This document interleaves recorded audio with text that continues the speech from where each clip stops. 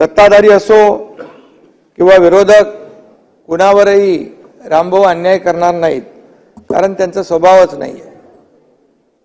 सगळ्यांना सोबत घेऊन चालण्याचा, सर्वांना संधी देण्याचं, काही कटुप्रसंग आले तर ते अगदी हसत खेळत निभावून नेण्याचं कसब आपल्याकडे आहे.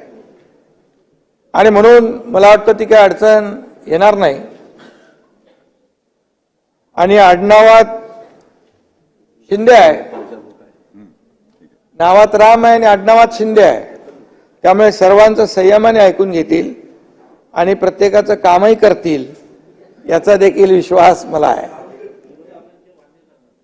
नाही आता वांदे नको. आता आज चांगला पहिला दिवस आहे, त्यामुळे चांगलं बोलूया. अंबादासजी,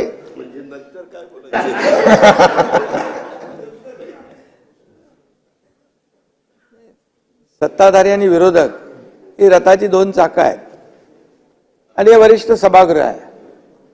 त्यामुळे लोकशाहीमध्ये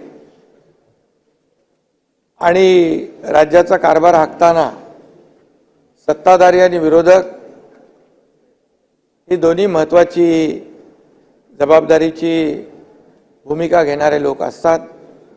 आणि त्यामुळे विरोधी पक्ष यांचा देखील मान सन्मान या ठिकाणी नक्की होईल.